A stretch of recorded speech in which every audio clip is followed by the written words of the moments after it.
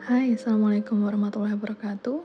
Bertemu lagi dengan saya, Nurul Arifiani, calon guru penggerak Angkatan 9, Kabupaten Kota Waringin Barat.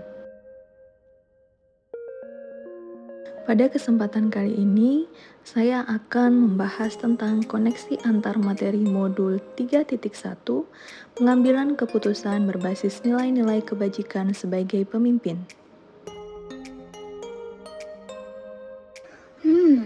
Bagaimana filosofi Ki Hajar Dewantara dengan Pratap Tiloka memiliki kaitan dengan penerapan pengambilan keputusan sebagai seorang pemimpin?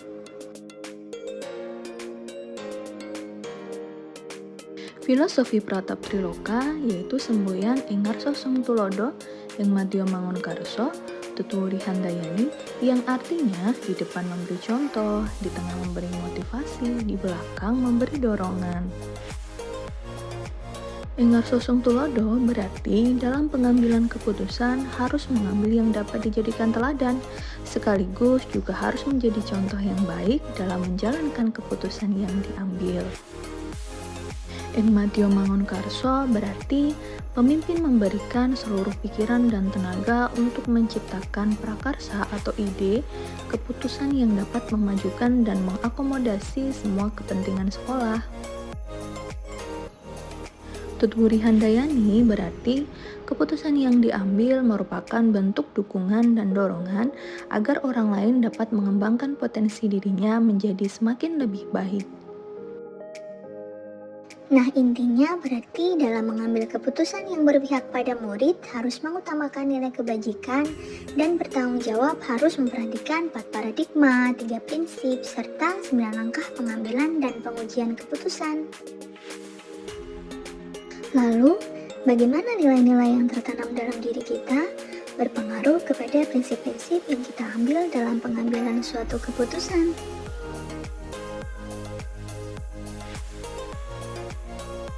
Nah, setiap keputusan diambil akan ada konsekuensi yang mengikutinya. Oleh sebab itu, setiap keputusan perlu berdasarkan pada rasa tanggung jawab, nilai-nilai kebajikan universal, dan berpihak pada murid. Karena setiap guru seyogianya memiliki nilai-nilai positif yang sudah tertanam dalam dirinya. Nilai-nilai positif tersebut yang akan membimbing dan mendorong untuk mengambil keputusan yang tepat dan benar. Nilai tersebut perlu dipegang teguh ketika berada dalam posisi pengambilan keputusan situasi dilema etika, benar versus benar, yang menuntut pemikiran secara sesama dalam pengambilan keputusan. Oh, jadi nilai-nilai positif akan mengarahkan kita mengambil keputusan dengan risiko yang sekecil-kecilnya, entah itu prinsip and-based thinking, rule-based thinking, atau care-based thinking. Kemudian, bagaimana materi pengambilan keputusan berkaitan dengan kegiatan coaching, terutama dalam pengujian pengambilan keputusan? Apakah pengambilan keputusan tersebut telah efektif? Coaching sendiri merupakan proses penggalian informasi menggunakan pertanyaan berdasarkan tujuan untuk menentukan peluang, memprediksi hasil, menentukan pro kontra, serta konsekuensi dari berbagai opsi solusi. Menurutku, konsep coaching Tirta sangat ideal apabila dikombinasikan dengan 9 langkah konsep pengambilan dan pengujian keputusan sebagai evaluasi terhadap keputusan yang akan diambil. Jadi, dengan coaching tentu dapat semakin efektif dalam membantu pengambilan keputusan yang tepat, yang dapat berpengaruh terhadap terciptanya lingkungan yang well-being. Berarti keputusan yang diambil tentu opsi yang terbaik, tidak melanggar peraturan, berdampak pada orang banyak, berdasarkan nilai kebijakan universal, memiliki pengaruh jangka panjang, serta dapat dipertanggungjawabkan. Kemudian, bagaimana kemampuan guru dalam mengelola dan menyadari aspek sosial emosionalnya akan berpengaruh terhadap pengambilan suatu keputusan khususnya masalah dilema etika?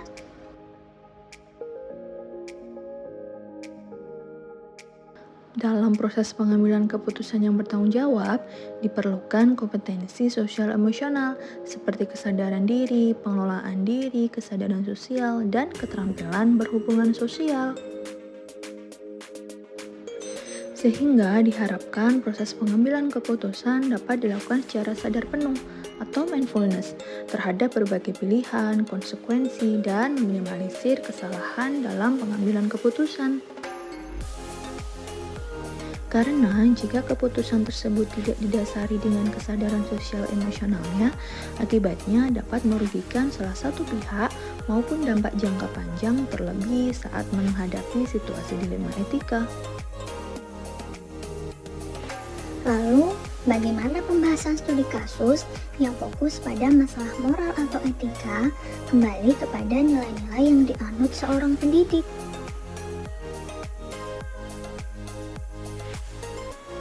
Pembahasan studi kasus masalah moral atau etika akan kembali kepada nilai yang dianut pendidik, karena nilai yang dimiliki pendidik akan berpengaruh pada sudut pandang pendidik dalam menilai suatu kasus. Nilai yang dianut akan mempengaruhi dalam pengambilan keputusan. Jika permasalahan yang dihadapi adalah bujukan moral, maka dengan tegas sebagai pendidik kita harus kembali ke nilai-nilai kebenaran. Nah, jika masalah tersebut dilema etika, maka pendidik perlu melakukan pertimbangan terhadap 4 paradigma pengambilan keputusan, 3 prinsip pengambilan keputusan, dan 9 langkah pengujian pengambilan keputusan. Apabila nilai-nilai yang dianutnya nilai-nilai positif, maka keputusan yang diambil akan tepat, benar, dan dapat dipertanggungjawabkan. Tapi apabila nilai-nilai yang dianutnya tidak sesuai dengan kaidah moral, agama, dan norma yang berlaku, maka keputusan yang diambilnya lebih cenderung hanya benar secara pribadi saja. Jadi keputusan yang diambil akan semakin akurat, minim kesalahan, dan menjadi keputusan yang dapat mengakomodir kebutuhan semua pihak, khususnya murid berdasarkan nilai kebenaran dan kebajikan. Terus, bagaimana pengambilan keputusan yang tepat? Tentunya berdampak pada terciptanya lingkungan yang positif, kondusif, aman, dan nyaman.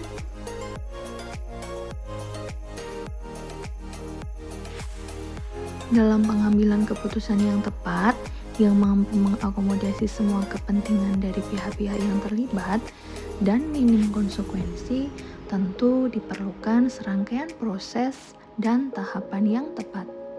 Pengambilan keputusan terkait kasus moral atau etika dapat menggunakan pola pikir inquiry apresiatif melalui 9 langkah pengambilan dan pengujian keputusan dengan tetap memperhatikan aspek sosial emosional.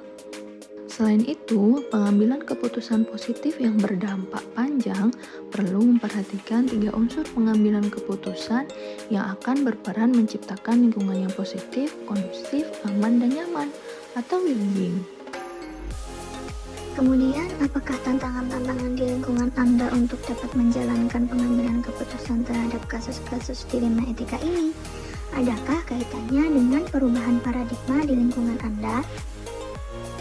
Tantangan dalam menjalankan pengambilan keputusan di lingkungan saya diantaranya adalah cara pandang dari tiap individu yang berbeda-beda. Kedua, tidak semua warga sekolah itu berkomitmen untuk menjalankan keputusan bersama.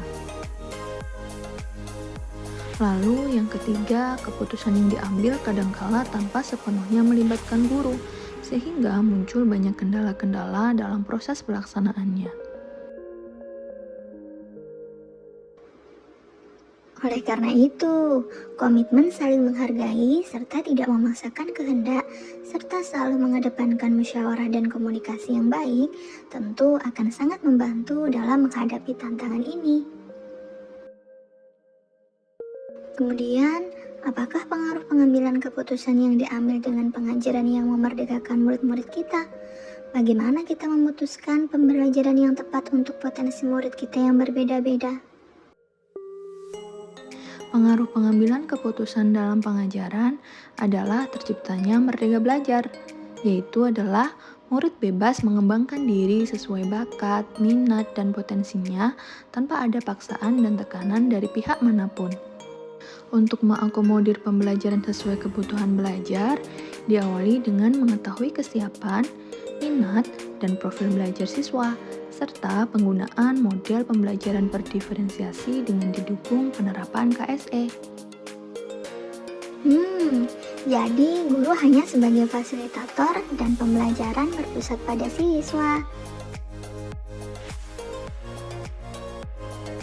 Lalu, bagaimana seorang pemimpin pembelajaran dalam mengambil keputusan dapat mempengaruhi kehidupan atau masa depan murid-muridnya? Sebagai pemimpin pembelajaran, apapun yang kita putuskan tentu akan berdampak pada masa depan murid.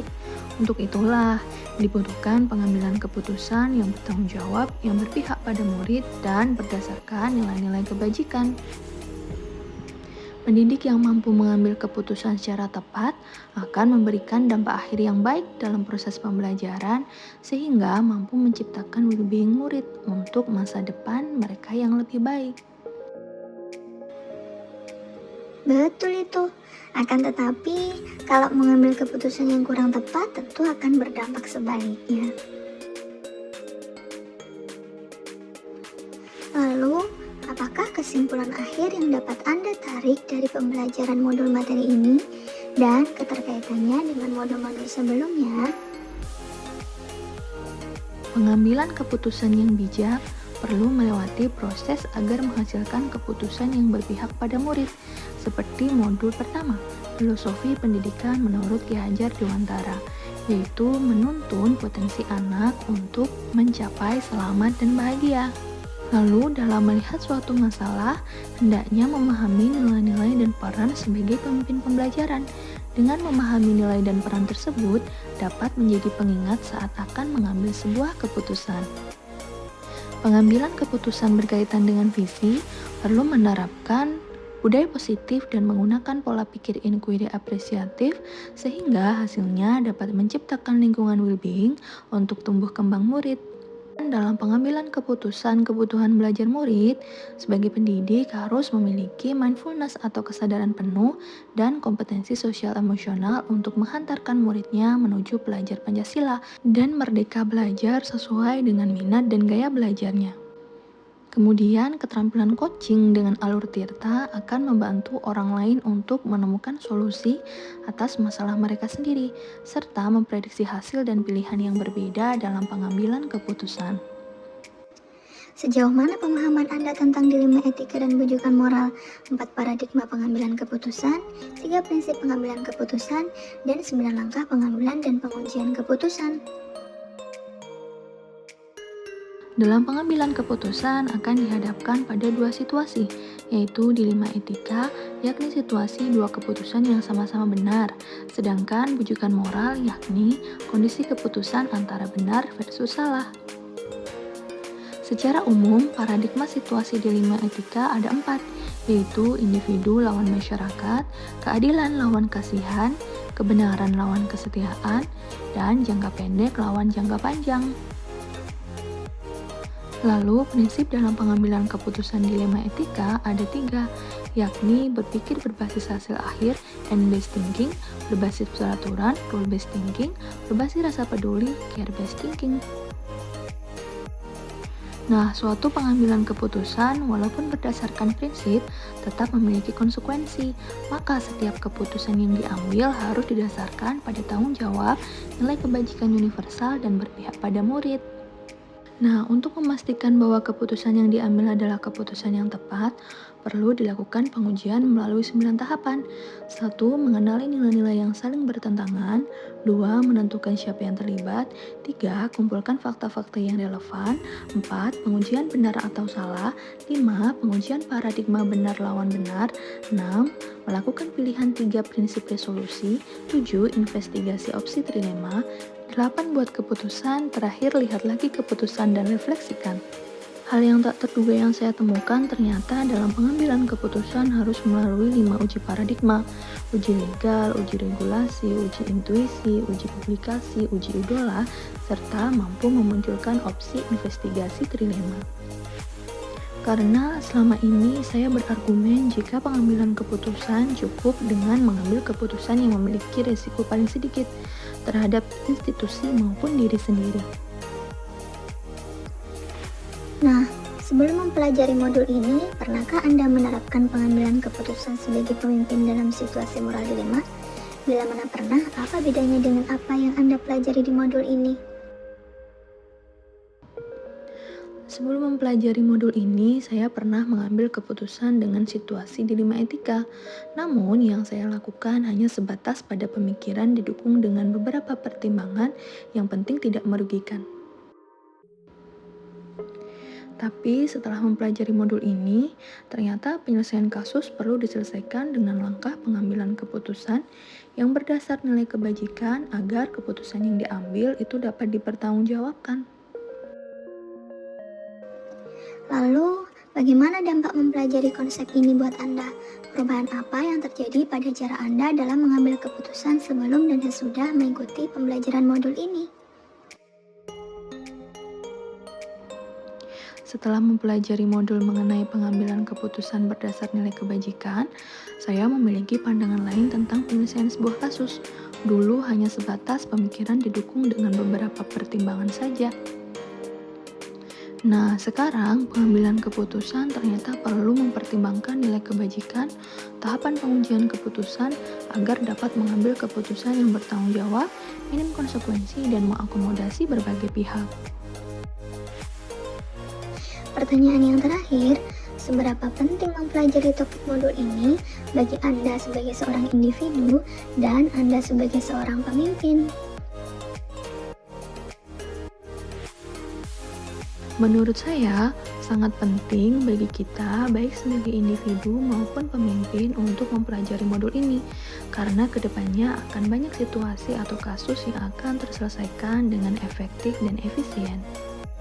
Karena keputusan-keputusan yang efektif, baik sebagai individu ataupun pemimpin, secara langsung atau tidak langsung dapat menentukan arah dan tujuan yang lebih baik bagi institusi atau tempat saya menjalankan tugas keprofesian. Nah, itu tadi koneksi antar materi modul 3.1. Terima kasih telah menyaksikan dari awal sampai akhir. Guru penggerak, tergerak, bergerak, menggerakkan. Salam dan bahagia. Wassalamualaikum warahmatullahi wabarakatuh.